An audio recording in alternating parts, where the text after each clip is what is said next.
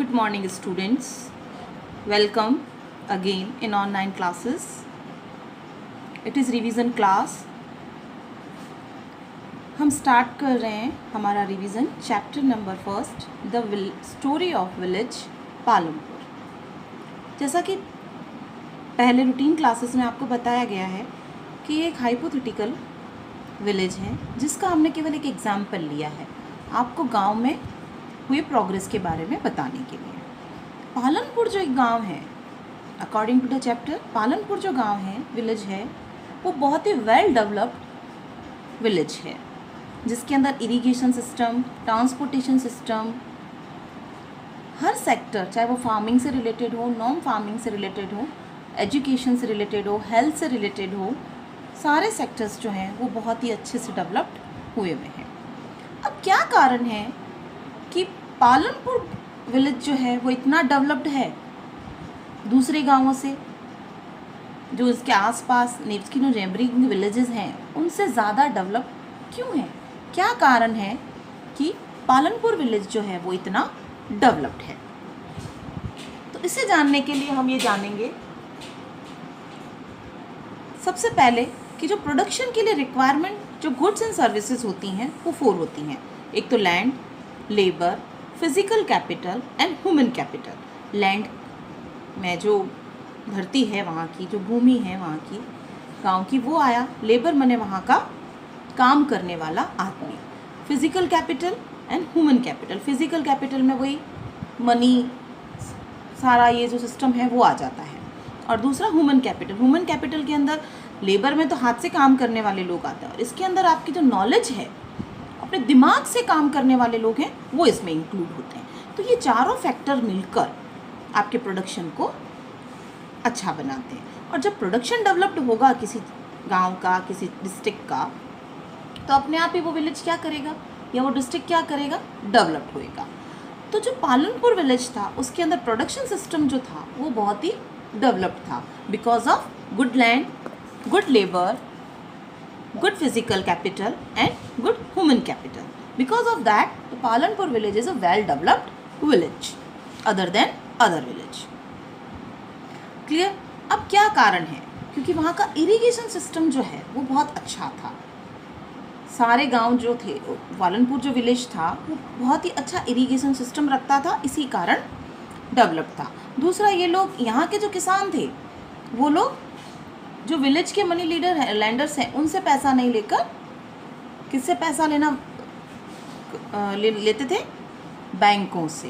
क्योंकि वहाँ पर banking system, hospital, education system सब कुछ डेवलप था। तो वहाँ का जो बच्चा है वो पढ़ता था तो एजुकेटेड था, एजुकेशन से उसको तरक्की के और रास्ते मिलते थे।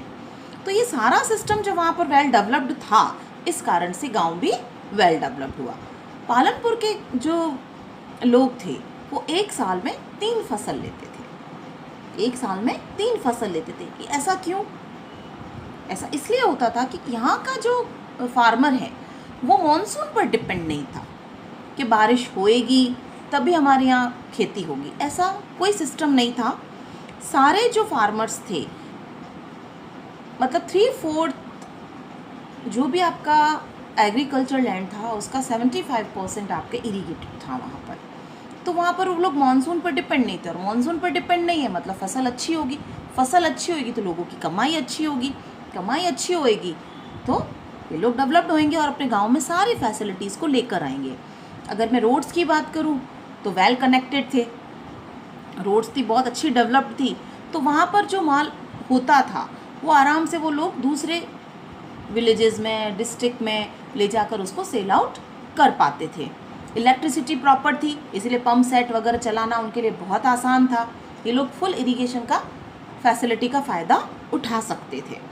दूसरी बात करूं, उनको चाहिए पैसा। गांव में बैंक की फैसिलिटीज़ थी, इसीलिए जैसे जैसे किसानों को पैसा चाहिए था, क्योंकि उगाने के लिए, फसल उगाने के लिए भी तो पैसा चाहिए होता है, तो वो जो पैसा चाहिए वो उनको सस्ते इंटरेस्ट रेट पर, बहुत ही चीप इंटरेस्ट रेट पर बैंक प्रोवाइड करवा देते थे। तो उनके लिए चुकाना आसान था। तो वहाँ के जो फार्मर्स थे वो डेट ट्रैप में नहीं फंसते थे, तो आसानी से अपना लोन वापस बैक कर सकते थे, लौटा सकते थे। तो ऐसा सिस्टम भी उनके लिए पैसा हो गया, लेबर वहाँ का अच्छा हो गया, पूरा मानसून पर डिपेंड नहीं होकर इरिगेशन सिस्टम बहुत ज़्यादा अच्छा डेवलप था। अब वहाँ का 75% पीपल एग्रीकल्चर में इन्वॉल्व्ड था। अब बाकी के लोग कहाँ जाएंगे? अब बाकी के लोग कहाँ जाएंगे? 25% लोग भी तो कहीं ना कहीं इन्वॉल्व होंगे अपनी कमाई के लिए। तो वो सारे नॉन फार्मिंग एक्टिविटीज़ में इन्वॉल्व थे। अब फार्मिंग एक्टिविटीज़ जो होती हैं वो नॉन फार्मिंग एक्टिविटीज़ को सपोर्ट भी करती हैं। कैसे?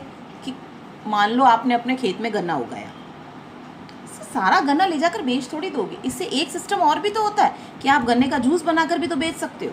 तो वहाँ पर ये फैसिलिटी भी थी कि वहाँ का जो प्रोडक्शन था उसे आप इस सेकेंडरी फंक्शन में काम में ले सकते हो। तो वहाँ पर शॉपकीपर्स, ट्रांसपोर्टेशन सिस्टम, ये सारा भी बहुत अच्छा डेवलप था। डेयरी फार्मिंग और ये सारा बहुत अच्छा, हम जो कहेंगे ना नॉन फार्मिंग सिस्टम, वो भी बहुत वेल डेवलप्ड था। इस कारण वहाँ के लोग अच्छी तरक्की कर रहे थे और वो गाँव को डेवलप्ड बना रहे थे। तो टोटली यहाँ पर कहने का क्या मतलब रहा कि पालमपुर विलेज के डेवलप होने का मेन कारण क्या था कि वहाँ पर लैंड बहुत अच्छी थी, लेबर अच्छी थी, फिजिकल कैपिटल मौजूद थी, ह्यूमन कैपिटल, ह्यूमन रिसोर्सेज मौजूद थी। इन सभी के कारण वो वेल डेवलप्ड था।